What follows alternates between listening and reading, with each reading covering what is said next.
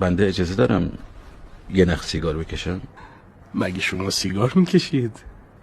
اینکه سیگاری باشم به طور دائم نه، متنفرم از بوش، متنفرم. نه من گاهی وقتی که یکی دو بس چیز میکشم یه پشتش یه دونه سیگار میکشم که به اصطلاح بزنه بالا، میچسبه بهم. چیز میکشید؟ یکی دو بس دریا که میزنم پشتش سیگار میکشم دیگه که بچسبه. حالا شما شاید تجربه ندارید، میچسبه خیلی. یعنی شما تریاک میکشید؟ اینکه معتاد باشم؟ نه متنفرم از اعتیاد ندارم. معتاد نه که شیشه کریستال تبش گرمه به خاطر اون. شیشه گرمه؟ بله شیشه طبیعتا گرمه، یعنی عناصرش به این صورت عمل میکنه که گرمه و تریاک نه شیره تریاک سرده.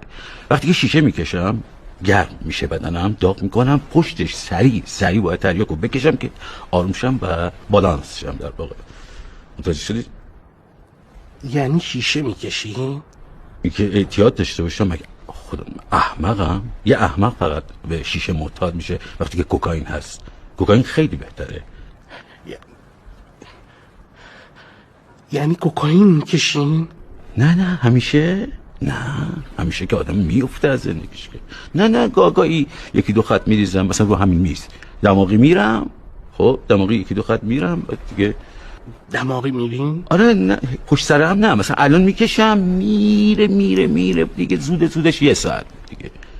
پشت سرم نه، مضر. هر ساعتی کوکائین میکشین؟ آره ولی نگران نباشین، به تنهایی نه، چون به تنهایی که بکشی سیری میاره دیگه، نمیتونی غذا بخوری، صورتم میفته، داغون میشم. هروئین لابلاش میدونم دارم چیکار میکنم. هروئین لابلاش تزریق میکنم چون هروئین کره خوری داره. آشنایین با این اصطلاح کره خوری؟ یعنی گشنت میشه. اینا رو باید بالانس میکنم با هم، یعنی گشنه سیری کنارش گشنگی، تشم این مقدار کراک مقداری میزنم که یبوست نشم.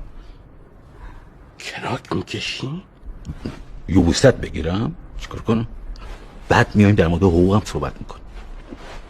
برم